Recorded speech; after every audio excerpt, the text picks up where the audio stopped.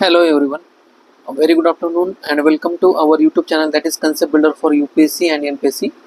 आजचा जो आपला इनिशिएटिव्ह आहे डेली रेडीमेड नोट्स याच्यामध्ये आपण 6 एप्रिल 2025 मधील इंडियन एक्सप्रेस आणि द हिंदू जे काही प्रिलिम्स आणि मेन्सच्या पर्स्पेक्टिव्हने इम्पॉर्टंट आर्टिकल्स असतील बोथ फॉर UPSC आणि MPSCचा जो काही नवीन पॅटर्न आहे त्या पर्स्पेक्टिव्हने आपण डिस्कस करणार आहोत. पहिलं बेसिकली आर्टिकल आहे. पहिल्या आर्टिकलचा कंटेक्स्ट काय की इंडियाचे जे हॉनरेबल प्राईम मिनिस्टर आहेत प्राईम मिनिस्टर नरेंद्र मोदी तर हे श्रीलंकेच्या व्हिजिटवर आहेत. ठीक आहे, तर त्या पर्स्पेक्टिव्हने जे काही मेमोरंडम ऑफ ॲग्रीमेंट वगैरे असतील किंवा जे काही ॲग्रीमेंट साईन झालेले असतील दोन कंट्रीजमध्ये तर ते आपण एक्झामच्या पर्स्पेक्टिव्हने बघूया की आपल्याला त्यात मग काय इम्पॉर्टंट आहे. प्रिलिमच्या पर्स्पेक्टिव्हने जर आपण बघितलं तर ह्या आर्टिकलमध्ये काही इम्पॉर्टंट जे काही प्रोजेक्ट्स वगैरे असतील किंवा जे काही अवॉर्ड्स वगैरे असतील ते मेन्शन करण्यात आलेले आहेत. पहिला इम्पॉर्टंट अवॉर्ड आहे मित्र विभूषण पुरस्कार. तर आज म्हणतात मित्र विभूषण अवॉर्ड म्हणून. ठीक आहे, मित्र विभूषणा.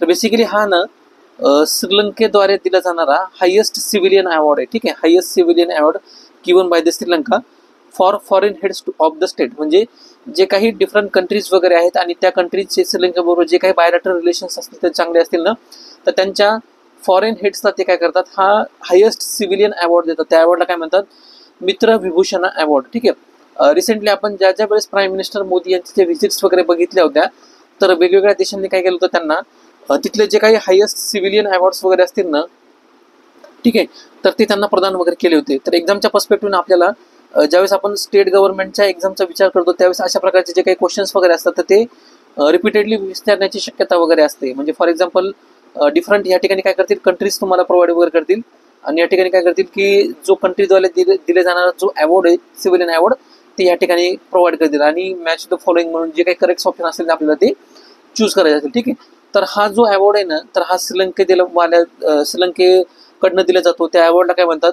मित्र विभूषण अवॉर्ड किंवा मित्र विभूषण पुरस्कार असं म्हणतो. ठीक आहे, त्यानंतर नेक्स्ट आपला आर्टिकलमध्ये कंटेक्स्ट आहे. म्हणजे ह्या आर्टिकलमध्ये कोलंबो सिक्युरिटी कॉन्क्लेव्हच्या रिलेटेड रेफरन्स आला होता.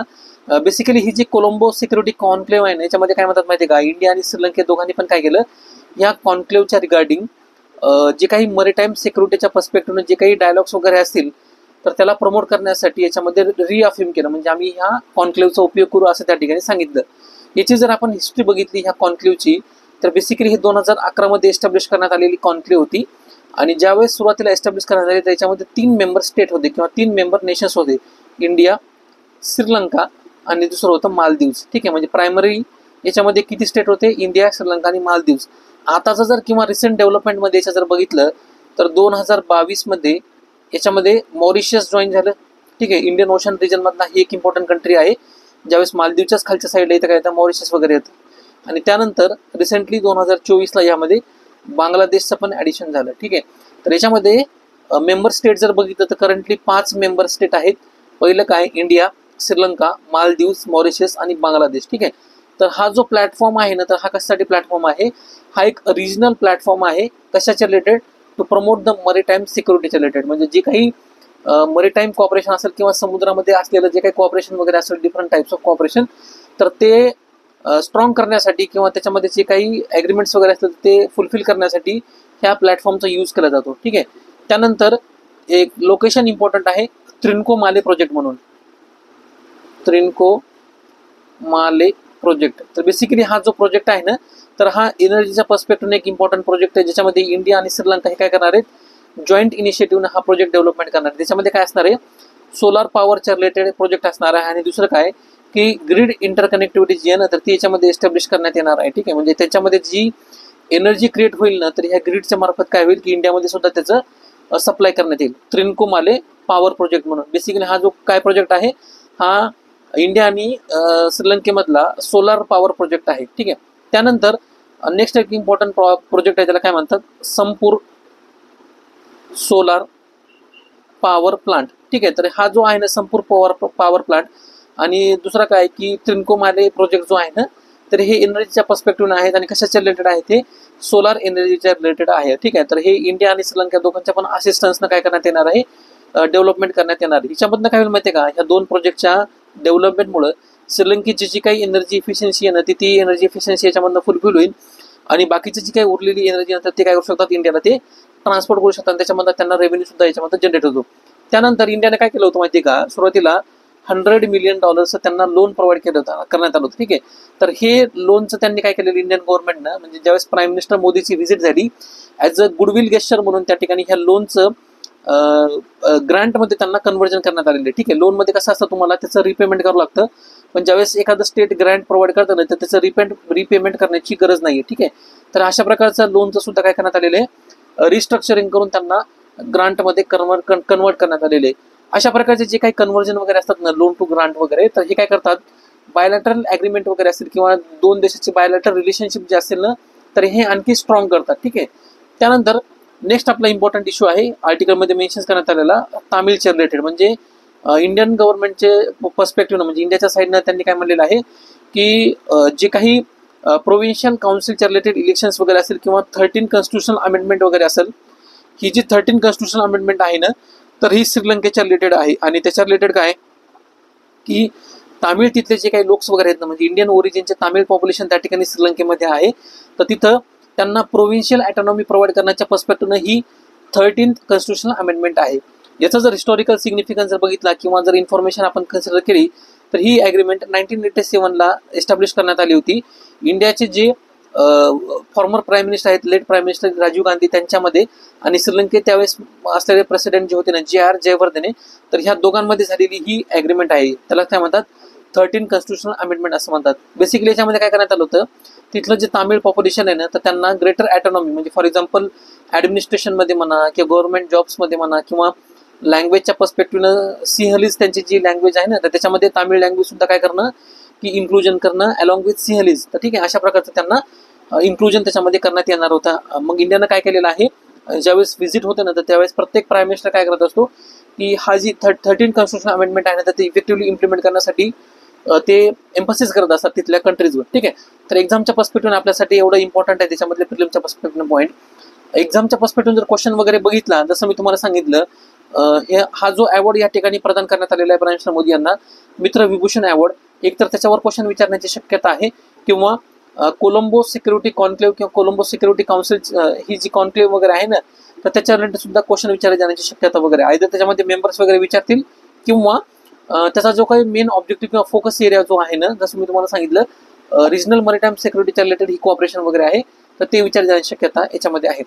मेन्सच्या पर्स्पेक्टिव्हनं आपण ज्यावेळेस आर्टिकल बघतो, तर आपल्याला हे GS2 मध्ये जो इंटरनॅशनल रिलेशनचा पार्ट आहे, त्याच्यामध्ये आपण डायरेक्टली कनेक्ट करू शकतो इंडिया आणि बायोलॅटरल रिलेशन किंवा जे काही नेबरिंग कंट्रीज वगैरे येतात त्या पर्स्पेक्टिव्ह. ठीक आहे, याच्यामध्ये काय की ह्या ज्या काही ॲग्रीमेंट्स या ठिकाणी झाल्या, म्हणजे फॉर एक्झाम्पल एनर्जीच्या पर्स्पेक्टिव्ह ॲग्रीमेंट वगैरे असेल, लोनचं कन्व्हर्जन ग्रँटमध्ये करण्यात येणार असेल किंवा जे काही डेव्हलपमेंट किंवा इन्फ्रास्ट्रक्चर रिलेटेड जे काही प्रोजेक्ट्स वगैरे जसं मी तुम्हाला सांगितलं ते असतील, तर ते बेसिकली काय करतात माहिती आहे का, जी काही बायोलॅटरल ॲग्रीमेंट वगैरे आहे ती स्ट्रॉंग करते आणि दुसऱ्या देशाचं काही जे काही इन्फ्लुएन्स वगैरे आहे ना इंडियन ओशनमध्ये म्हणा किंवा नेबरिंग कंट्रीजमध्ये, तर ते कमी करण्यासाठी प्रयत्नशील असते. ठीक आहे, म्हणजे फॉर एक्झाम्पल काय की इंडियानं श्रीलंकेला एक स्पेशल एड पॅकेज त्या ठिकाणी प्रोव्हाइड करण्यात आलं होतं, म्हणजे जो काही श्रीलंकेचा ईस्टर्न प्रोव्हिन्स आहे ना, तर त्याच्या डेव्हलपमेंटसाठी.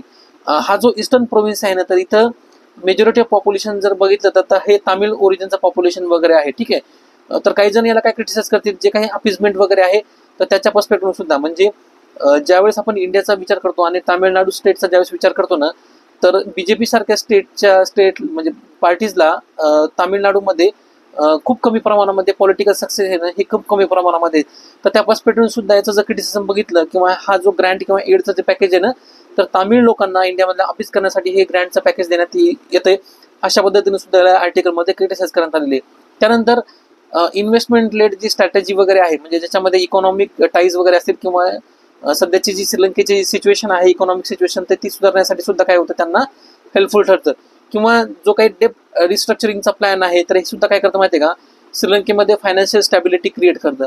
त्यानंतर मरीटाईम आणि सिक्युरिटीच्या पर्स्पेक्टिव्ह किंवा कनेक्टिव्हिटीच्या पर्स्पेक्टिव्ह जसं मी तुम्हाला सांगितलं होतं, ग्रीड कनेक्टिव्हिटीचे प्रोजेक्ट्स वगैरे असतील किंवा म्हणा किंवा जे काही जॉईंट प्रोजेक्ट्स वगैरे असतील, संपूर सोलार पॉवर प्रोजेक्ट असेल किंवा त्रिंकोमाले एनर्जी हब रिलेटेड डेव्हलपमेंट वगैरे असेल, तर याच्यामध्ये काय होतं माहिती आहे का, स्ट्रॅटेजिक ज्या टाईज आहेत ना इंडिया आणि श्रीलंकेमधल्या, तर ह्या आणखी स्ट्रॉंग होण्यासाठी मदत होते. ठीक आहे, आन्सर रायटिंगच्या पर्स्पेक्टिव्ह म्हणजे ह्या आर्टिकलमध्ये जी इन्फॉर्मेशन प्रोव्हाइड करण्यात आलेली आहे, तर आपण सिलेबसला कशा पद्धतीने करू शकतो, म्हणजे इंडियन गव्हर्नमेंटची जी काही नेबरहुड फर्स्ट पॉलिसी जी आहे ना, तर त्या पर्स्पेक्टिव्ह सुद्धा आपण काय करू शकतो, इंडिया आणि श्रीलंकेचे जे काही बायलॅटरल रिलेशन्स वगैरे आहेत किंवा जे काही आता डेव्हलपमेंट वगैरे झालेले आहे, तर त्या आपण ह्या नेबरहुड फर्स्ट पॉलिसीच्या पर्स्पेक्टिव्ह सुद्धा बघू शकतो.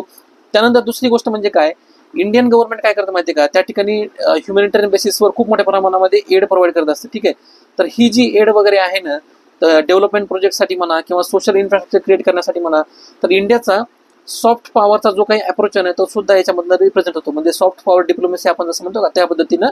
आणि हेच काय रिप्रेझेंट करतं माहिती आहे का, इंडियाला एक रिजनल लीडर म्हणून सुद्धा काय करतं, एक त्याला जसं ग्वाही देण्यासाठी प्रयत्नशील असतं.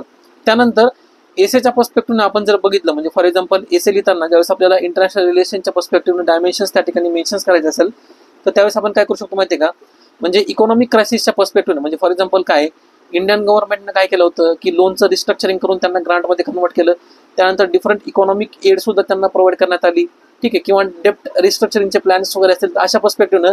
तर ही काय करतं, एसएच्या पर्स्पेक्टिव्हनं एक इम्पॉर्टंट केस स्टडी प्रोव्हाइड करतं. ठीक आहे, म्हणजे कशा पद्धतीनं जे काही बायलॅटरल कोऑपरेशन्स वगैरे आहेत तर इकॉनॉमिक क्रायसिसमध्ये कशा पद्धतीनं फ्रुटफुल किंवा कशा पद्धतीनं असायला पाहिजे, तर त्या पद्धतीने सुद्धा काय करतं, एक वे फॉरवर्ड प्रेझेंट करतं. म्हणजे चायनाची जी काही पॉलिसी आहे ना, की ज्याच्यामध्ये काय म्हणतात डेप्थ पॉलिसी आपण जसं म्हणतो, त्याच्या बेसिकली त्याच्यामध्ये काय करतं, चायना काय करतं की डेप्थचा यूज करून त्यांना काय करतं, त्या कंट्रीजला ट्रॅप करण्याचा प्रयत्न करतं. ठीक आहे, तर याला काय म्हणतात, चायनाच्या पॉलिसीला डेप्थ ट्रॅप डिप्लोमॅसी असं म्हणतात. तर त्याच्या अगेन्स्ट इंडियाची जी काही पॉलिसी वगैरे आहे ना, तर ही सॉफ्ट पॉवर डिप्लोमॅसी ही याच्यामधनं रिप्रेझेंट होते. म्हणजे ज्यावेळेस तुम्हाला एक्झाम्पल प्रोव्हाइड करायचं असेल एसेमध्ये म्हणा किंवा आन्सर रायटिंगमध्ये म्हणा, तर इकॉनॉमिक क्रायसिसच्या सिच्युएशनमध्ये कशा पद्धतीने इंडिया म्हणजे त्यांच्या ऑलरेडी जे सिच्युएशन खराब झाली त्याचा उपयोग न करता त्यांना कशा पद्धतीनं मदत करतं, तर ही सुद्धा तुम्ही काय करू शकता, या आर्टिकलमधनं ते डायमेन्शन्स वगैरे मेन्शन करू शकता. त्यानंतर बाकीच्या ज्या काही इम्पॉर्टंट थीम्स आहेत, म्हणजे फॉर एक्झाम्पल इंडियन ओशन स्ट्रॅटेजीमध्ये कशा पद्धतीनं कोऑपरेशन असलं पाहिजे, जसं तुम्हाला सांगितलं मी, जी काही कोलंबो सिक्युरिटी कॉन्क्लेव्ह आहे त्या पद्धतीने तुम्ही एक्झाम्पल प्रोव्हाइड करू शकता.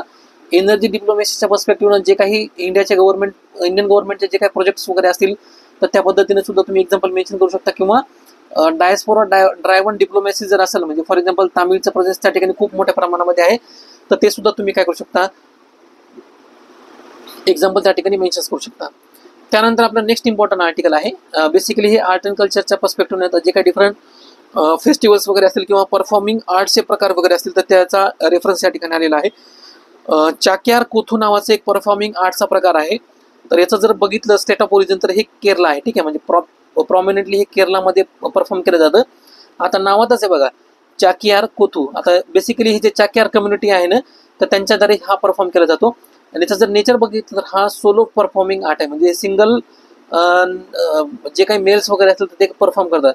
इम्पॉर्टंट फीचर्स जर बघितले, it is a combination of satire, humour and social commentary. Satire म्हणजे काय, जसं आपण म्हणतो ना उपहासात्मक जे काही भाष्य वगैरे असेल तर त्या पद्धतीने काय केलं जातं, सोशल ज्या गोष्टी वगैरे असतात त्याच्यावर कॉमेंट्री केलं जातं. आता फॉर एक्झाम्पल इथं काय मेन्शन केलेलं आहे, हे आर्टिकलमध्ये ही आशा वर्कर आहे आणि त्यांचे जे काही प्लाइट्स वगैरे असतील ना, म्हणजे त्यांना झालेले काही त्रास वगैरे असतील किंवा गव्हर्नमेंटकडनं त्यांचं कशा पद्धतीनं शोषण वगैरे होतं, तर त्याच्यावर काय करण्यात आलेलं आहे, इथं ते कॉमेंट्री करतात किंवा ते आर्ट परफॉर्म करतात. हे बेसिकली याच्यामध्ये सांगितलेलं आहे. ह्याच्यामध्ये जर ऑफनली बघितलं तर जे काही हिंदू एपिक्स किंवा पुराणांमधल्या ज्या स्टोरीज वगैरे असतात ना, त्यांची सुद्धा याच्यामध्ये नरेशन त्याच्यामध्ये केलं जातं. ठीक आहे, त्यानंतर मॉडर्न जर आपण कल्चरचं अडॅप्टेशन बघितलं तर याच्यामध्ये जे काही कंटेम्पररी सोशल इश्यूज वगैरे असतात, जसं तुम्हाला सांगितलं मी, प्रोटेस्टिंग अशा वर्कर्सच्या रिलेटेड जे काही प्रॉब्लेम्स वगैरे असतात ना, तर ते काय करतात, ते परफॉर्म वगैरे करतात. कल्चरल सिग्निफिकन्स जर याच्यामध्ये बघितला तर जे तुम्हाला मी सांगितलं नावावरून लक्षात येतं, चाक्यार कम्युनिटी जी आहे ना केरलामध्ये, तर त्यांच्याद्वारे हा परफॉर्म केला जातो. आणि कुठं परफॉर्म केला जातो, त्याला काय म्हणतात, टेम्पल थिएटर असं म्हणतात. त्या टेम्पल थिएटरचं नाव काय, कोथंबलम नाव आहे ते. ठीक आहे, तर हे कोथंबलम म्हणजे काय की टेम्पलमध्ये जे काही थिएटर्स वगैरे असतात ना, तर पर्टिक्युलरली त्याला काय नाव दिलेलं आहे, कोथंबलम असं नाव दिलेलं आहे आणि त्या ठिकाणी ते परफॉर्म केला जातो. ठीक आहे, याच्यामध्ये प्रिलिमच्या पर्स्पेक्टिव्ह जर क्वेश्चन वगैरे विचारला तर जसं तुम्हाला सांगितलं, हा एक परफॉर्मिंग आर्टचा प्रकार आहे आणि या कोणत्या स्टेटमध्ये परफॉर्म केला जातो असं विचार जाण्याची शक्यता वगैरे त्या ठिकाणी आहे. ठीक आहे, तर आत्ताच आपण बघितलं हा जो चाक्यार कम्युनिटीचा जो डान्स आहे ना, तर हा कुठं परफॉर्म केला जातो, चाक्यार कोठू केरलामध्ये परफॉर्म केला जातो. आणि इम्पॉर्टंट फीचर्स जर याच्यामध्ये काय आहे तर हा सोलो परफॉर्मिंग आर्ट आहे. ठीक आहे, सोलो परफॉर्मिंग आर्ट हे त्याच्यामध्ये दोन गोष्टी लक्षात ठेवण्यासारख्या आहेत. त्यानंतर नेक्स्ट आपलं इम्पॉर्टंट आर्टिकल आहे, basically crisis in the cotton field नावाचं हे आर्टिकल आहे. ह्याच्यामध्ये काय सांगितलेलं आहे, सुरुवातीला ज्या वेळेस बीटी कॉटन इंडियामध्ये इंट्रोड्यूस करण्यात आला तर त्याच्यानंतर त्याचं काय झालं की आपल्याला सक्सेस त्या ठिकाणी बघायला मिळालं. Success in the terms of जे काही प्रोडक्शन असेल तर ते ऑटोमॅटिकली वाढलं, कारण याच्यामध्ये जी जीन इंट्रोड्यूस करण्यात आली होती ना बॅसिलस थुरिनजेनेसिस, तर ही त्याच्यावर जे काही पेस्ट अटॅक करायचे ना त्याच्या अगेन्स्ट ती इंट्रोड्यूस करण्यात आली होती. त्याच्यामुळे काय झालं, इंडियामध्ये ऑटोमॅटिकली प्रोडक्शन वाढलं आणि हे प्रोडक्शन वाढल्यामुळे ऑटोमॅटिकली काय झालं माहिती काय, येणाऱ्या काही दिवसामध्ये इंडियाचा जो एक्सपोर्ट आहे ना तर तो सुद्धा कॉटनच्या पर्स्पेक्टिव्हने इंडियामधनं वाढला. पण याच्यामध्ये काय झालं माहिती आहे का, ही जी बीटी कॉटनची जी व्हरायटी आहे ना तर त्याला जो पेस्ट आहे ना तर त्याचं रेजिस्टन्स क्रिएट झालं. म्हणजे याच्यामध्ये पिंक बॉल वर्म नावाचं जे पेस्ट मेन्शन्स करण्यात आलेलं आहे, तर त्या पेस्टनं काय केलं माहिती आहे का, ह्या बीटी कॉटनला रेजिस्टन्स करण्यात आलं.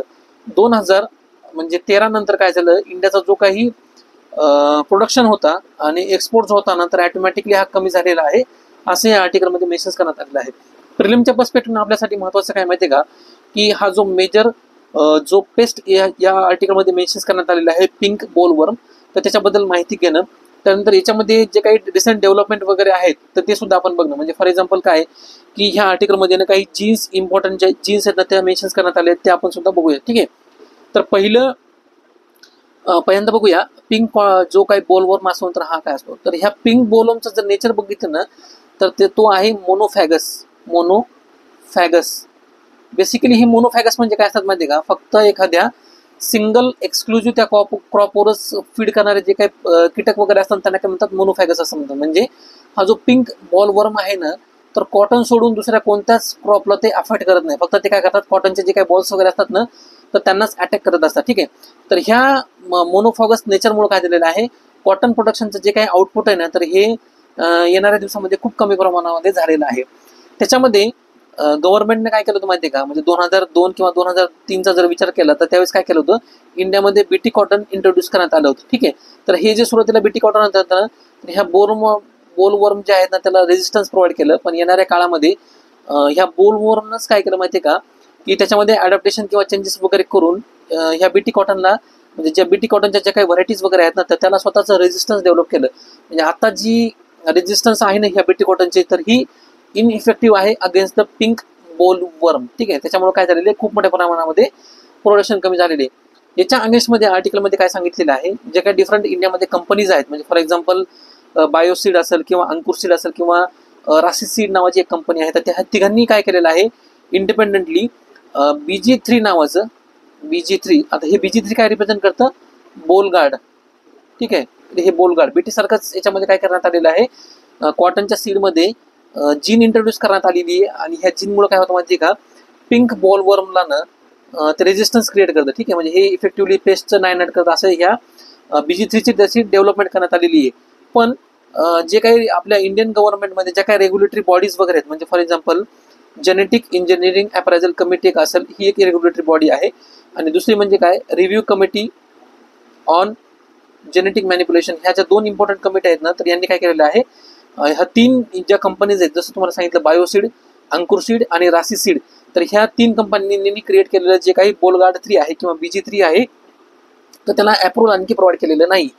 त्यानंतर BG3 मध्ये काय केलेलं आहे माहिती का, की याच्यामध्ये 2 जीनचा समावेश करण्यात आलेला आहे. एक म्हणजे काय, BT CRY2AI आणि दुसरं आहे CRY1AC. ठीक आहे, तर हे जे 2 नाव आहेत ना हे इम्पॉर्टंट नाव आहेत. एक्झाममध्ये ना अशा पद्धतीनं आधी प्रश्न विचारण्यात आले होते. म्हणजे UPSC जर आपण कन्सिडर केलं तर बेसिकली काय करतात माहिती आहे का एक्झाममध्ये, की अशा पद्धतीनं CRY1AC ही जीन त्या ठिकाणी प्रोव्हाइड करतात की रिसेंटली इन न्यूज, तर हे कशाच्या रिलेटेड असं विचारतात. ठीक आहे, तर हे जे BG3 आहे ना तर हे BG3च्या रिलेटेड 2 ज्या इम्पॉर्टंट जीन्स आहेत ना तर यांच्या फ्युजन करून काय करण्यात आलेले आहे, हे BG3 बनवण्यात आले किंवा त्याला आपण काय म्हणतो बोलगार्ड 3 असं म्हणतो. ठीक आहे, तर हे कशाच्या फ्युजन बनवण्यात आलेले BG3, एक तर BT CRY2AI आणि दुसरं काय CRY1AC नावाचे हे हायब्रिड रेजिस्टन्स आहे. आणि कशाच्याला रेजिस्टन्स प्रोव्हाइड करतं, हे पिंक बोलवर्मला रेजिस्टन्स प्रोव्हाइड करतं.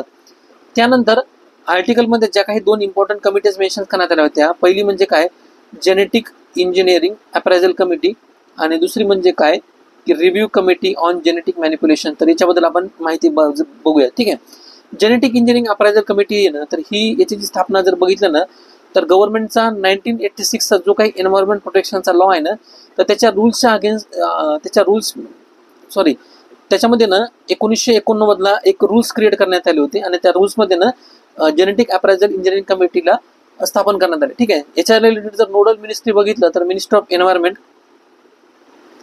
तर ही नोडल मिनिस्ट्री आहे. ठीक आहे. याचं बेसिकली काम काय आहे की जे काही जेनेटिक मॉडिफिकेशन समजा फॉर एक्झाम्पल क्रॉपच्या रिलेटेड वगैरे असतील किंवा अशा प्रकारचे जे काही रेजिस्टन्स असणाऱ्या व्हरायटीज क्रिएट वगैरे करणं ना, जर त्या व्हरायटीजमध्ये जेनेटिक मॉडिफिकेशन त्या ठिकाणी क्रिएट केले जातात ना, तर त्यांना अप्रुव्हल प्रोव्हाइड करणं तर ह्या जेनेटिक इंजिनिअरिंग अप्रायझल कमिटीचं महत्त्वाचं काम आहे. ठीक आहे. त्यानंतर review committee on genetic manipulation जर बघितलं तर ही सुद्धा काय की रेग्युलेटरी बॉडी आहे. आणि त्याचं काम काय, जे काही रिसर्च ऍक्टिव्हिटी वगैरे होतात म्हणजे इन द फील्ड होत असतील किंवा लॅबोरेटरीज वगैरे होत असतील, रिसर्च रिलेटेड म्हणा किंवा डेव्हलपमेंट रिलेटेड ज्या काही जेनेटिकली इंजिनिअरिंग ऑर्गॅनिझमच्या रिलेटेड ऍक्टिव्हिटीज होत असतील ना, तर त्यांचं रेग्युलेशन करणं ह्या कमिटीचं काम आहे. ठीक आहे. ही सुद्धा जी कमिटी आहे ना 1986चा एन्व्हायरमेंट प्रोटेक्शन जो ऍक्ट आहे ना, त्या एन्व्हायरमेंट प्रोटेक्शन ऍक्ट अंतर्गत जे 1989ला रूल्स क्रिएट करण्यात आले होते ना, तर त्याच्या अंतर्गतच याची स्थापना करण्यात आलेली आहे.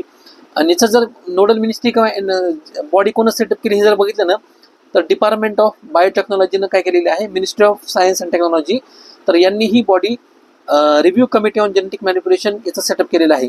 याचं जर फंक्शन बघितलं समजा रिव्ह्यू कमिटी ऑन जेनेटिक मॅनिप्युलेशनचं, तर बेसिकली हे काय करतं माहिती आहे का, जे काही जेनेटिक इंजिनिअरिंग अप्रायझल कमिटीचे जे काही फ्रेमवर्कमधले फंक्शन्स वगैरे ना, त्यांचं काय करणं, ओव्हरसी करणं हे त्यांचं काम असतं. ठीक आहे. याच्यामध्ये एक्झामच्या पर्स्पेक्टिव्हनं आपल्याला विचार जाण्याची शक्यता काय की आयदर तुम्हाला प्रिलिमच्या पर्स्पेक्टिव्हनं पिंक बोलवर्म बद्दल विचारण्यात जाण्याची शक्यता वगैरे आहे, किंवा बीटी कॉटन बद्दल विचारण्यात जाण्याची शक्यता वगैरे आहे, किंवा ह्याच्या दोन इम्पॉर्टंट कमिटी आहेत, जेनेटिक इंजिनिअरिंग अप्रायझल कमिटी आणि दुसरी काय की review committee on genetic manipulation, त्याच्यावर विचार जाण्याची शक्यता वगैरे आहे. किंवा जसं मी तुम्हाला सांगितलं ही जी जीन आहे ना CRY2A आहे, याच्यावर सुद्धा विचार जाण्याची शक्यता आहे. ही जी जीन ही कशाच्या रिलेटेड वगैरे आहे म्हणून हे सुद्धा विचार जाण्याची शक्यता एक्झाममध्ये आहे. त्यानंतर नेक्स्ट आपलं इम्पॉर्टंट आर्टिकल आहे, बेसिकली हे सायन्स अँड टेक्सच्या पर्स्पेक्टिव्हनं द हिंदू मध्ये घेतलेलं आर्टिकल आहे. प्रिलिमच्या पर्स्पेक्टिव्हनं अतिशय इम्पॉर्टंट आहे. याच्यामध्ये त्यांनी काय केलेलं आहे, एक ल्युकेमिया नावाचा एक कॅन्सर आहे, म्हणजे ब्लड कॅन्सर रिलेटेड एक डिसीज आहे. त्या डिसीजचं नाव काय, प्रोमायलोसायटिक ल्युकेमिया. ठीक आहे. Acute promyelocytic leukaemia. ठीक आहे. ॲक्यूट प्रोमायलोसायटिक ल्युकेमिया नावाचा जो ब्लड कॅन्सरचा डिसीज आहे, तर त्याच्या अगेन्स्ट त्यांनी काय केलेलं आहे, एक नवीन टेस्ट डेव्हलप केलेली आहे. त्या टेस्टचं नाव काय, रॅपिड क्रिस्पर. ठीक आहे. तर ही इम्पॉर्टंट टेस्ट आहे एक्झाममध्ये. बेसिकली असं विचारलं जाण्याची शक्यता वगैरे आहे. ही जी टेस्ट आहे ही रिसेंटली न्यूजमध्ये आहे आणि ती कशाच्या रिलेटेड आहे. ठीक आहे. तर ही बेसिकली टेस्ट कशाच्या रिलेटेड आहे, ही एक डिटेक्शन टेस्ट आहे. तर ही काय डिटेक्ट करते, जो ॲक्यूट प्रोमायलोसायटिक ल्युकेमिया नावाचा जो ब्लड कॅन्सरचा प्रकार आहे, तर त्याचं काय करते माहिती आहे का, इझी डिटेक्शन आणि इफेक्टिव्ह डिटेक्शन करते. ठीक आहे. तर याच्यामध्ये काय केलं जातं माहिती आहे का, हा जो ॲक्यूट प्रोमायलोसायटिक जो डिसीज आहे ना, तर हा एक रेअर आणि अग्रेसिव्ह फॉर्म ऑफ ल्युकेमिया किंवा त्यांना आपण काय म्हणतो ब्लड कॅन्सर असं म्हणतो. आणि हा 2 जीननं कॉज होणारा डिसीज आहे. पहिलं म्हणजे काय, PML नावाची एक जीन असते आणि दुसरं म्हणजे काय, RARA नावाची एक जीन असते. ठीक आहे. याच्यामध्ये जास्त डिटेलमध्ये जाण्याची गरज नाहीये. ह्या दोन्ही सुद्धा काय आहेत माहिती आहे का, ल्युकेमियाच्या रिलेटेड जीन्स आहेत. आणि ह्या जीन कशाला कॉज करतात माहिती आहे का, ॲक्यूट प्रोमायलोसायटिक ल्युकेमियाला कॉज करतात. ठीक आहे. याच्यामध्ये डिटेक्शन जर बघितलं ना, तर हे APLचं डिटेक्शन आहे की जर केलं समजा ह्या नवीन टेस्टनुसार जर डिटेक्शन जर केलं ना, तर हायली ॲक्युरेट किंवा क्युरेबल डिसीज समजा तो आपण काय करू शकतो माहिती आहे का, की लवकरात लवकर त्याला ट्रीटमेंट वगैरे प्रोव्हाइड करू शकतो. ठीक आहे. तर ही जी नवीन टेस्ट आहे ना, रॅपिड क्रिस्पर नावाची जी टेस्ट आहे ही कोणी डेव्हलप केलेली आहे, advance centre for treatment research and education in cancer, Tata memorial जे हॉस्पिटल आहे, तर त्या ठिकाणी ही जी इन्स्टिट्यूट आहे ACTREC नावाच्या ह्या इन्स्टिट्यूटनं डेव्हलप केलेलं आहे, टाटा मेमोरियल हॉस्पिटल मुंबई यांनी. ठीक आहे. याच्यामध्ये त्यांनी काय केलेलं आहे माहिती आहे का, की ह्या टेक्नॉलॉजीचा यूज केलेला आहे. ही काय क्रिस्पर CRISPR क्रिस्पर नावाची जी ही काय जीन एडिटिंग टेक्नॉलॉजी आहे. बेसिकली काय होतं माहिती आहे का, की फॉर एक्झाम्पल जीन एडिटिंग टेक्नॉलॉजीमध्ये फॉर एक्झाम्पल असं कन्सिडर करू की हे 2 स्ट्रँड्स आहेत. ठीक आहे. एखाद्या जीनचे 2 स्ट्रँड आहेत. हा जो एरिया आहे ना, की हा काय अफेक्टेड एरिया, म्हणजे फॉर एक्झाम्पल काय हे PML आणि RARA नावाची जी जीन आहे ना, ती काय करते माहिती आहे का, की नॉर्मल ह्युमन बॉडीमध्ये इथे अफेक्ट करते. आणि ह्या ह्युमन बॉडीमधल्या DNA ला अफेक्ट केल्यामुळे काय होतं माहिती आहे का, ल्युकेमिया नावाचा डिसीज समजा ब्लड कॅन्सर आपल्याला होतो. ठीक आहे. तर ह्या ल्युकेमियाला हे काय करते माहिती आहे का, ह्या क्रिस्पर टेक्नॉलॉजीच्या मार्फत एन्झाईम्स किंवा प्रोटीन जे असतात ना, हे सोडले जातात. हे काय करतात, हे जे अफेक्टेड एरियाज आहे नंतर यांना काय करते, कट करते आणि नॉर्मल जीन्स जे काही बेस पेअर वगैरे असतील तर त्यांना काय करते, यांना रिप्लेस वगैरे करते. यालाच काय म्हणतात, जीन एडिटिंग टेक्नॉलॉजी असं म्हणतात. म्हणजे याला काय केलं जातं, सीझर टेक्नॉलॉजी याच्यामध्ये वापरल्या जाते, म्हणजे कात्री किंवा कैची जसं आपण म्हणतो का तशा पद्धतीनं. आणि ही जी नवीन टेस्ट रॅपिड क्रिस्पर नावाची जी टेस्ट आहे तर ही नावातच बघा रॅपिड कशामुळे माहिती आहे का, कारण ती लवकरात लवकर ती काय करते, डिटेक्शन वगैरे करत असते. एक्झाममध्ये ना अशा प्रकारच्या ज्या काही सिग्निफिकंट टेक्नॉलॉजीज वगैरे असतात ज्या इम्पॅक्ट करतात सिग्निफिकंटली पॉप्युलेशनला, तर त्याचा सुद्धा येण्याचे जे चान्सेस असतात एक्झामिनेशनमध्ये खूप मोठ्या प्रमाणामध्ये असतात. म्हणजे फॉर एक्झाम्पल काय, याचं जर ॲडव्हान्टेजेस वगैरे बघितले तर ही 100% सेन्सिटिव्ह वगैरे आहे आणि जी स्पेसिफिसिटी सुद्धा जी आहे ना, म्हणजे डिटेक्शनचे जे चान्सेस आहेत ना हे खूप फास्ट आहेत. ठीक आहे. त्यानंतर जे ट्रायल्समध्ये किंवा फाल्स पॉझिटिव्ह किंवा फाल्स निगेटिव्ह अशा पद्धतीने जे रिझल्ट्स वगैरे यायचे ना, तर हे सुद्धा रिझल्ट्स याच्यामध्ये येत नाही. त्याच्यामध्ये म्हणजे काय होतं माहिती आहे का, याची जी ॲक्युरेसी आहे ना ते ही खूप मोठ्या प्रमाणामध्ये आहे. त्यालाच काय म्हणलेलं आहे, 100% सेन्सिटिव्हिटी आणि स्पेसिफिसिटी. त्यानंतर एक्सपेन्सिव्ह नाही आहे, म्हणजे लेस एक्सपेन्सिव्ह आहे किंवा लो कॉस्ट ही टेक्नॉलॉजी वगैरे आहे. याच्यामध्ये काय केलं जातं, जसं कोविड-19 ज्या काही टेस्ट करण्यासाठी कोविड-19 टेस्ट करण्यासाठी ज्या काही स्ट्रिप्स वगैरे यूज केल्या जाते ना, तर तशाच प्रकारच्या कॉस्ट इफेक्टिव्ह स्ट्रिप्स ह्या रॅपिड क्रिस्पर टेक्नॉलॉजीमध्ये यूज केल्या जातात किंवा टेस्टमध्ये यूज केल्या जातात. त्यानंतर याच्यामध्ये फक्त सिंगल ब्लडचं सॅम्पल दिल्यानंतर सुद्धा आपण काय करू शकतो, त्याच्यामधनं रिझल्ट आपण अचीव करू शकतो. म्हणजे बोन मॅरोमधनं सुरुवातीला काय करायचं माहिती आहे का, की बोन मॅरोमध्ये ड्रिल करून तिथनं सॅम्पल वगैरे कलेक्ट केलं जायचं. तर हे सुद्धा आपण काय करू शकतो, त्याच्यामधनं ते एक्सक्लूड वगैरे करू शकतो. ठीक आहे. जे काही इंडियामध्ये रुरल एरियाज वगैरे असतील किंवा रिमोट एरियाज वगैरे असतील किंवा ज्या ठिकाणी रिसोर्सेस खूप मोठ्या प्रमाणामध्ये डेव्हलप वगैरे झालेले नाही आहेत, म्हणजे फॉर एक्झाम्पल नॉर्थ ईस्टचा एरिया वगैरे असेल किंवा रुरल पार्ट वगैरे असेल, तर ठीक आहे, तर त्या ठिकाणी आपण काय करू शकतो, अशा प्रकारच्या टेस्टचं म्हणजे यूज वगैरे करू शकतो आणि अर्ली डिटेक्शन वगैरे त्या पद्धतीने आपण करू शकतो. ठीक आहे, लक्षात आलं तुम्हाला. त्यानंतर नेक्स्ट आपला आर्टिकल आहे. बेसिकली इथं आर्टिकलमध्ये ना एक केस स्टडी किंवा एक्झाम्पल म्हणून आपण डायरेक्टली आन्सर रायटिंगमध्ये यूज करू शकतो. या ठिकाणी काय करण्यात आलेलं आहे, महाराष्ट्रामधनं धाराशिव नावाचा जो जिल्हा आहे ना, ठीक आहे, तर त्याच्यामध्ये एक एक्झाम्पल प्रोव्हाइड करण्यात आलेला आहे. कम्युनिटी लेड वॉटर कन्झर्वेशन किंवा कम्युनिटी लेड जे काही वॉटर गव्हर्नन्सचा जो इश्यू आहे ना, तो कशा पद्धतीनं ह्या डिस्ट्रिक्टनं सक्सेसफुली म्हणजे कॉम्पिटिशनचे जे काही मेथड वगैरे आहेत ती यूज करून त्यांनी तो अचीव केला होता. म्हणजे धाराशिव डिस्ट्रिक्टमध्ये काय केलं होतं, जे काही डिफरंट ग्रामपंचायत वगैरे असतील ना, अराउंड 734 जे काही विलेजेस वगैरे असतील, तर त्यांच्यामध्ये त्यांनी कॉम्पिटिशन लावली होती. ठीक आहे, म्हणजे वॉटर कन्झर्वेशनच्या ज्या काही मेथड्स वगैरे असतील तर ते डेव्हलप करण्यासाठी. तर बेसिकली हे जे एक्झाम्पल आहे नंतर आपण कशा पद्धतीनं म्हणजे वॉटर क्रायसिस किंवा सस्टेनेबल सोल्युशन प्रोव्हाइड करण्यासाठी गव्हर्नन्सचा किंवा तिथल्या जे काही डिस्ट्रिक्ट ॲडमिनिस्ट्रेशनचा म्हणा किंवा पॉलिटिकली जे काही मोटिवेटेड लीडर्स वगैरे असतात तर त्यांच्या कशा पद्धतीने समजा उपयोग वगैरे होऊ शकतो हे प्रोव्हाइड करू शकतो. किंवा कम्युनिटीच्या पार्टिसिपेशननं कशा पद्धतीने जे काही कॉमन प्रॉब्लेम्स वगैरे तर त्यांना आपण सोल्युशन प्रोव्हाइड करू शकतो, आपण हे सुद्धा एक्झाम्पल प्रोव्हाइड करू शकतो. किंवा रोल ऑफ लोकल बॉडीज आणि कम्युनिटी पार्टिसिपेशन गव्हर्नन्स किंवा क्लायमेट रेझिलियंट ॲग्रिकल्चरचा कशा पद्धतीने आपण ती जी मेथड आहे कम्युनिटी पार्टिसिपेशन आपण डेव्हलप करायचे तर ते आपण बघू शकतो. ठीक आहे, याच्यामध्ये जे काही नीती आयोगचा कंपोजिट वॉटर मॅनेजमेंट इंडेक्स आहे त्याची सुद्धा मदत करण्यात आलेली आहे, म्हणजे त्याच्यावरनं ते इन्स्पायर्ड वगैरे आहेत. ही जी धाराशिवमध्ये जी केस स्टडी आहे ना with respect to the community led water conservation किंवा वॉटर गव्हर्नन्सचा जो काही प्रॉब्लेम कशा पद्धतीने त्यांनी सॉल्व्ह केला, तर ही आन्सर रायटिंगमध्ये आपण हे जसं तुम्हाला मी सांगितलं वॉटर क्रायसिस रिलेटेड म्हणा, सिस्टम सोल्युशन प्रोव्हाइड करण्याच्या पर्स्पेक्टिव्ह म्हणा, किंवा कम्युनिटीचं पार्टिसिपेशन झाल्यानंतर गव्हर्नन्समध्ये कशा पद्धतीने ते इफेक्टिव्ह प्रोजेक्टचं इम्प्लिमेंटेशन होतं, तर त्या पद्धतीने आपण ते मेन्शन्स वगैरे करू शकतो. त्यानंतर नेक्स्ट आपला आर्टिकल आहे. बेसिकली तर वर्ल्डली वाईज आहे, याच्यामध्ये काय करण्यात आलेलं आहे, कोटेशन मेन्शन्स एक्सप्लेन करण्यात आलेलं आहे. तुमच्यासाठी मी कोटेशन रीड करून दाखवतो. Peace and justice are the two sides of the same coin. ठीक आहे, तर इसन यांचं एक कोटेशन आहे. मे बी प्रोनाऊन्सिएशन चुकलेलं जर असेल तर माफ करा. आपला इथं भाव महत्वाचा आहे. ठीक आहे, म्हणजे कोटेशन याच्यामध्ये काय सांगतं की पीस आणि जस्टिस हे काय आहेत की एकाच जे नाणं आहे ना त्या कॉईनच्या दोन्ही एकाच बाजू. ठीक आहे, म्हणजे जोपर्यंत अशा सोसायटीमध्ये जोपर्यंत पीस एस्टॅब्लिश होत नाही तोपर्यंत आपण काय करू शकतो माहिती का, जस्टिस ॲश्युअर करू शकत नाही. ठीक आहे, किंवा एखाद्या ठिकाणी जस्टिस जर तुम्हाला एस्टॅब्लिश वगैरे करायचं असेल ना तर सुरुवातीला ते काय सोसायटीमध्ये पीस रिलेटेड जे काही ॲक्टिव्हिटीज वगैरे असतील किंवा इनिशिएटिव्ह वगैरे असतील तर ते इफेक्टिव्हली इम्प्लिमेंट करणं गरजेचं आहे. म्हणजे फॉर एक्झाम्पल इथं काय करण्यात आलेलं आहे, समजण्यासाठी एक एक्झाम्पल तुम्हाला प्रोव्हाइड करण्यात आलेलं आहे. असं कन्सिडर करा की एक क्लासरूम आहे आणि त्या क्लासरूममध्ये ना दोन ग्रुप आहेत. ठीक आहे, म्हणजे ग्रुप ए आणि ग्रुप बी, आणि हे क्लासरूममध्ये ना एक टीचर आहे. ठीक आहे, आपण असं करू की टीचर टी. आता हा जो ए ग्रुप आहे हा काय करतो की यांच्यावर आहे ना की म्हणजे हा मायनॉरिटीचा ग्रुप आहे आणि हा मेजॉरिटीचा ग्रुप आहे. बाय नंबर्स आपण असं कन्सिडर करूया. आणि यांची मेजॉरिटी असल्यामुळे हे काय करतात माहिती आहे का की यांच्यावर यांच्या ज्या काही पॉलिसीज वगैरे असतील ना किंवा जे अत्याचार वगैरे असतील ते हे करत असतील. ठीक आहे, आता एक तर याच्यामध्ये काय आहे की यांची जी मायनॉरिटी आहे बाय नंबर्स ही असल्यामुळे ना हे काय करतात, त्यांच्या विरुद्ध आवाज उठवत नाही किंवा टीचरकडे ती कंप्लेंट वगैरे करत नाही. कारण ग्रुप ए जो असतो ना हा करत असतो, यांना थ्रेट करत असतो की आम्ही तुम्हाला जीवे मारण्याची जी काही धमकी वगैरे तो देत असतो. त्यामुळे काय करतात, आवाज उठवत नाहीत. आता आर्टिकलमध्ये काय सांगितलेलं आहे, ही जी सिच्युएशन आहे ना, तर याचा अर्थ नाहीये म्हणजे की क्लासरूममध्ये शांतता आहे, याचा अर्थ असा नाहीये की ते क्लासरूममध्ये पीस आहे. ठीक आहे, पण इथं ना जो काही मायनॉरिटीचा ग्रुप आहे ना, तर त्याच्यावर अत्याचार होते. म्हणजे हा जो टीचर आहे ना, तर यांनी काय करायला पाहिजे माहितीये का, की यांना जे काही क्युरेटिव्ह ऍक्शन्स आपण जसं म्हणतो, तर ह्या ग्रुपवर एवर घ्यायला पाहिजे की जेणेकरून ट्रू पीस जे आहे ना, तर ते हे सोसायटीमध्ये किंवा क्लासमध्ये ना ते एस्टॅब्लिश वगैरे होईल. ठीक आहे, म्हणजे जर ट्रीटमेंट किंवा ऍक्शन जर घेतली ना, तर तेच काय होईल की एन्शुरिंग जस्टिस करतं आणि क्लासरूम रिमेन्स लेस टेन्स किंवा इक्वल असं आपण त्याला म्हणू शकतो. Only when teacher intervenes it ensure fairness, dignity आणि इन्क्लुजन. ठीक आहे, तर जर तुम्हाला पीस आणि जस्टिस जर एस्टॅब्लिश वगैरे करायचं असेल तर हे काय की कॉम्प्लिमेंटरी दोन्ही गोष्टी येतात. फक्त एका गोष्टीवर आपल्याला फोकस करण्याची गरज नाही, तर दोन्ही गोष्टींवर आपल्याला काय करण्याची गरज आहे, फोकस करण्याची गरज आहे. एक्झामच्या पर्स्पेक्टिव्ह याचा जर रिलेव्हन्स बघितला तर आपण गव्हर्नन्स किंवा रूल ऑफ लॉच्या पर्स्पेक्टिव्ह सुद्धा आपण त्याला जे काही केस स्टडीज वगैरे असतात किंवा आन्सर वगैरे असतात त्या ठिकाणी यूज करू शकतो.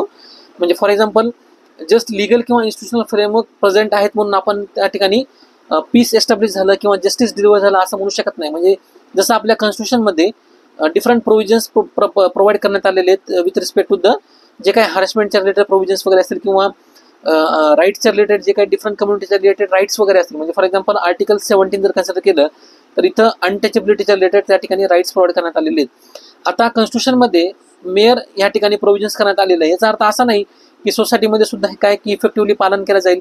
तर त्यासाठी आपल्याला काय करणे गरजेचं आहे की टीचर म्हणा किंवा जे काही लॉ एन्फोर्समेंट एजन्सी वगैरे असतात ना, तर त्यांचं इफेक्टिव्ह इंटरव्हेन्शन होणं गरजेचं आहे. त्यावेळेसच काय होईल माहिती आहे का की जो रूल ऑफ लॉ आहे ना तो इफेक्टिव्हली त्या ठिकाणी किंवा गव्हर्नन्सचा जो इश्यू आहे ना तो इफेक्टिव्हली इम्प्लिमेंट होईल. म्हणजे इथं काय सांगितलेलं आहे, जस्ट लिगल किंवा institutional framework is essential to the afford constitutional morality.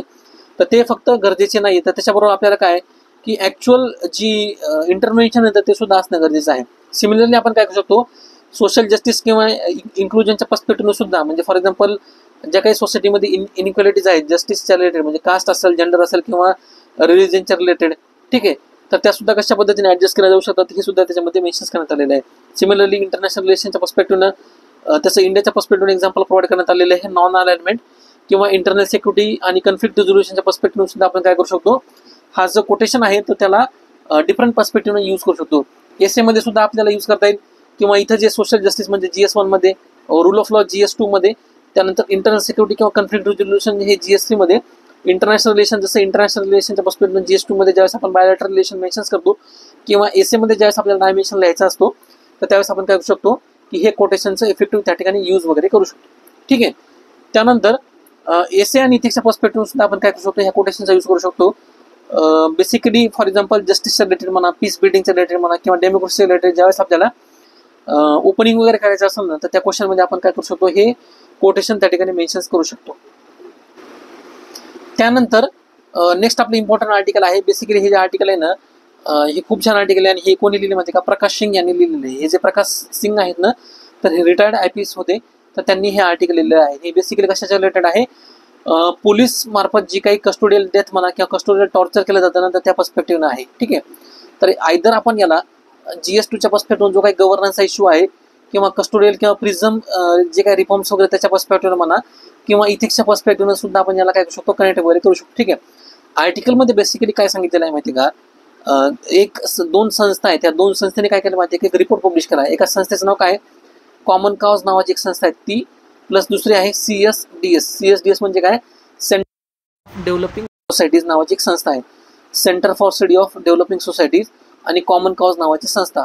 तर ह्या दोन संस्थांनी मिळून काय केलं माहिती आहे का, जे काही पोलिसिंगच्या रिलेटेड कस्टोडियल डेथ वगैरे होतात किंवा कस्टोडियल टॉर्चर वगैरे होतं ना तर त्याच्या रिलेटेड एक रिपोर्ट पब्लिश केलेला आहे. आणि त्या रिपोर्टमध्ये त्यांनी काय सांगितलेलं आहे, अशा प्रकारचं जे काही टॉर्चर वगैरे आहे किंवा थर्ड डिग्री जी मेथड आहे ना तर ही पोलिसांमार्फत म्हणजे फ्रिक्वेंटली ही यूज केली जाते. म्हणजे त्यांच्याकडनं ट्रूथ बाहेर काढण्यासाठी ह्या मेथडचा सर्रास वापर केला जातो. ज्या काही दुसऱ्या मेथड्स वगैरे आहेत, म्हणजे फॉर एक्झाम्पल इव्हिडन्स वगैरे कलेक्ट करणं म्हणा किंवा टेक्नॉलॉजीचा यूज करून समजा जे काही प्रेडिक्शन्स वगैरे असेल त्याचा यूज वगैरे करून ते गुन्हा प्रूव्ह करणं म्हणा, याचा यूज न करता म्हणजे अल्टरनेट जे काही मेथड्स वगैरे आहेत ना याचा यूज न करता काय केलं जातं, यांचं टॉर्चर केलं जातं किंवा त्यांना थर्ड डिग्री मेथडचा याच्यामध्ये यूज केला जातो. आर्टिकलमध्ये काय सांगितलेलं आहे की वर्ल्डमध्ये ना United nation convention against torture नावाचे कन्व्हेन्शन 1997ला त्या ठिकाणी पास करण्यात आलं होतं, पण इंडिया त्याचा सिग्नेटरी नाही आहे, ठीक आहे, किंवा इंडियाने ते रेटिफाय सुद्धा केलेलं नाही. तर आपल्याला ना अशा प्रकारचे जे काही टॉर्चर्स वगैरे असतील तर हे अवॉइड करण्याची गरज आहे ह्या आर्टिकलमध्ये बेसिकली मेन्शन करण्यात आलेलं आहे. दुसरी गोष्ट याच्यामध्ये सांगितलेली आहे की आपल्या लॉमध्ये म्हणा किंवा कॉन्स्टिट्यूशनमध्ये म्हणा डिफरंट सेफगार्ड्स किंवा प्रोव्हिजन्स प्रोव्हाइड करण्यात आले. म्हणजे फॉर एक्झाम्पल काय, इव्हिडन्स ऍक्ट त्याच्यामध्ये सेक्शन 24 असेल किंवा क्रिमिनल प्रोसिजर कोड 176 असेल, तर हे जे आहेत ना तर हे ॲडिक्वेट नाही आहेत अशा प्रकारचे जे काही क्राईम्स वगैरे होतात तर त्यांना प्रिव्हेंट वगैरे करण्यासाठी. तर त्याच्या अगेन्स्ट आपल्याला सिमिलरली कॉन्स्टिट्युशनल जे काही आपले प्रोव्हिजन्स वगैरे त्याच्यामध्ये फॉर एक्झाम्पल आर्टिकल 14 असेल, त्यानंतर आर्टिकल 21 असेल किंवा आर्टिकल 32 वगैरे असेल. आर्टिकल 14 काय सांगतं की इक्वॅलिटी बिफोर लॉ किंवा इक्वल प्रोटेक्शन ऑफ लॉ. म्हणजे अशा प्रकारचे जे काही क्राईम्स वगैरे होतात ना तर स्पेसिफिकली याच्यामध्ये जे काही मार्जिनलाइज ग्रुप आहेत, म्हणजे फॉर एक्झाम्पल दलित असतील, आदिवासीज असतील किंवा मुस्लिम्स वगैरे असेल किंवा पुअर वगैरे असेल ना, तर यांना टार्गेट केलं जातं. ह्या मेथडचा यूज जो आहे ना टॉर्चर म्हणा किंवा थर्ड डिग्री मेथडचा, तर यांच्या अगेन्स्ट केला जातो. हा जो मेथडचा यूज आहे ना particularly with respect to the particular community म्हणा किंवा पर्टिक्युलर ग्रुप्स वगैरे म्हणा, ठीक आहे, तर हा काय त्यांचा हार्म करतं की राईट टू जो आहे ना आपला इक्वलिटी बिफोर लॉ किंवा इक्वल प्रोटेक्शन ऑफ लॉ, तर हे हार्म करतं. सिमिलरली आर्टिकल 21 मध्ये राईट टू लाईफ जो प्रोव्हिजन्स प्रोव्हाइड करण्यात आलेले आहेत ना, तर हे सुद्धा काय करतात, ज्या मेथड्स वगैरे आहेत हे ट्रूथ बाहेर काढण्याच्या, तर त्याला सुद्धा हार्म करतात. आणि सिमिलरली जो रिट अधिकार आपल्याला कॉन्स्टिट्यूशनमध्ये प्रोव्हाइड करण्यात आलेला आहे, तर हे सुद्धा काय करतो की ह्या मेथड्समुळं हा फेल झालेला आहे असं त्याचं म्हणणं आहे. तर त्याच्या अगेन्स्टमध्ये इंडियाला काय करण्याची गरज आहे माहिती आहे का, एकतर आर्टिकलमध्ये ना जे काही इम्पॉर्टंट सजेशन्स आहेत किंवा वे फॉरवर्ड्स आहेत ना ते हे मेन्शन करण्यात आलेले आहेत, किंवा जो डिफरंट डेटा सुद्धा या ठिकाणी मेन्शन करण्यात आलेला आहे. म्हणजे इंडियामध्ये जे काही डिफरंट इन्स्टिट्यूशन आहेत, म्हणजे for example national human right commissions वगैरे असेल किंवा नॅशनल NC18 म्हणजे ट्रिब्युनल्स वगैरे असतील क्राईमच्या रिलेटेड म्हणा, तर यांचा जो आहे ना हा डिफरंट डेटा त्यांनी प्रोव्हाइड वगैरे केलेला आहे. याच्यामध्ये त्यांचं काय म्हणणं माहिती आहे का की नॅशनल क्राईम रेकॉर्ड ब्युरो काय सांगतं माहिती आहे का की आतापर्यंत म्हणजे ज्यावेळेस आपण 2020चा वगैरे विचार करतो ना तर 76 केसेस आपल्याला याच्यामध्ये बघायला मिळाले आहेत. सिमिलरली नॅशनल ह्युमन राईट्स कमिशनचा बघायला जर आपण डेटाचा विचार केला तर कस्टोडियल डेथचा विचार केला तर हा 70चा डेटा आहे. किंवा हे जे अपिलेट ट्रिब्युनल वगैरे आहे ना तर क्राईमच्या रिलेटेड याचा जर डेटाचा विचार केला तर ह्या ज्या डेथ आहेत ना ह्या जवळपास 111च्या जवळपास आहेत. म्हणजे ह्या गव्हर्नमेंटच्या इन्स्टिट्यूशन असून सुद्धा यांच्या डेटामध्ये काय की डिस्क्रिपन्सी आहे, ठीक आहे. तर ही डिस्क्रिपन्सी तशा पद्धतीने असायला नाही पाहिजे. मग इथे कन्क्लुजनमध्ये वे फॉरवर्ड त्या ठिकाणी प्रोव्हाइड करण्यात आलेले आहे. तर आपल्याला 3 याच्यावर ऍक्ट करण्याची गरज आहे. पहिली गोष्ट म्हणजे काय की इंडियासारखे जे काही कंट्रीज वगैरे आहेत ना तर याच्यामध्ये पोलीस रिफॉर्म करण्याची गरज आहे, म्हणजे त्यांना पोलिसांना सेन्सिटायझेशन करण्याची गरज आहे. दुसरी गोष्ट आर्टिकलमध्ये सांगितलेली जी युनायटेड नेशनची कन्व्हेन्शन अगेन्स्ट टॉर्चर नावाचं जी काही ट्रिटी वगैरे आहे किंवा जे कन्व्हेन्शन आहे त्याला इंडियानं रॅटिफाय करणं गरजेचं आहे. आणि तिसरी गोष्ट म्हणजे काय की इंडियामध्ये ना की अँटी टॉर्चर लॉच्या रिलेटेड सुद्धा ते लॉ एनॅक्टमेंट करण्याची गरज आहे असं या आर्टिकलमध्ये प्रोव्हिजन सांगितलेलं आहे, ठीक आहे. तसंच जसं मी तुम्हाला सांगितलं डिफरंट जे स्टेक होल्डर्स आहेत, फॉर एक्झाम्पल ज्युडिशरी असेल, तर यांना सुद्धा पोलीस रिफॉर्म ऍक्टिव्हली ते घडून आणण्यासाठी त्यांना पुश करण्याची गरज आहे हे सुद्धा त्याच्यामध्ये सांगितलेलं आहे. किंवा 273 जो आपला लॉ कमिशनचा रिपोर्ट होता त्याच्यामध्ये सुद्धा काय करण्यात आलेलं आहे, हे प्रिव्हेन्शन ऑफ टॉर्चर ऍक्टच्या रिलेटेड म्हणजे बिल सुद्धा आणण्यासाठी त्यांनी प्रपोज करण्यात आलेलं होतं, ठीक आहे. म्हणजे अँटी टॉर्चर जो लॉ आहे ना तर हे 273ची जी रिपोर्ट होती लॉ कमिशनची यांनी सुद्धा मेन्शन करण्यात आलेलं आहे. त्यानंतर जसं तुम्हाला सांगितलं पोलीसच्या रिलेटेड इथं ट्रेनिंग म्हणा, सेन्सिटायझेशन म्हणा किंवा स्ट्रॉंगर अकाउंटेबिलिटी मेकॅनिझम जे आहे ते एस्टॅब्लिश करण्याची गरज आहे. United nation convention against torture जे आहे ते सुद्धा आपल्याला रॅटिफाय करण्याची गरज आहे. त्यानंतर आर्टिकलमध्ये काही इम्पॉर्टंट एक्झाम्पल सुद्धा प्रोव्हाइड करण्यात आलेले आहेत जे तुम्ही काय करू शकता डायरेक्टली तुमच्या आन्सर रायटिंगमध्ये मेन्शन्स वगैरे करू शकता, ठीक आहे. तर या ठिकाणी आपलं व्हिडिओचा रिलेव्हन्स, त्याच्यानंतर कंटेक्स्ट आणि त्याच्यानंतर सिम्पल वर्ड्स किंवा लँग्वेजमध्ये एक्सप्लेनेशन संपलेलं आहे. तुम्हाला जर आपला आर्टिकल आवडला असेल तर आपल्या चॅनलला नक्की सबस्क्राईब करा, आपल्या व्हिडिओला नक्की लाईक करा आणि तुमच्या जास्तीत जास्त मित्रांबरोबर शेअर करा, ठीक आहे. याची जी PDF आहे तुम्हाला मी टेलिग्राम चॅनलवर शेअर करेल. टेलिग्राम चॅनलची जी काही जॉईनिंग लिंक आहे ते मी तुम्हाला या व्हिडिओच्या डिस्क्रिप्शन बॉक्समध्ये प्रोव्हाइड करेल. टेलिग्राम चॅनलला सुद्धा नक्की जॉईन करा. आणि बाकीचे जे काही आपले इनिशिएटिव्ह आहेत म्हणजे याच्या रिलेटेड जे काही मेन्सचे क्वेश्चन वगैरे असेल किंवा प्रिलिमच्या रिलेटेड क्वेश्चन्स वगैरे असतील तर ते सुद्धा तुम्हाला काय होईल की डायरेक्टली आपल्या ग्रुपवर ते त्या ठिकाणी सॉल्व्ह करण्यासाठी अवेलेबल होतील, ठीक आहे. Thank you so much.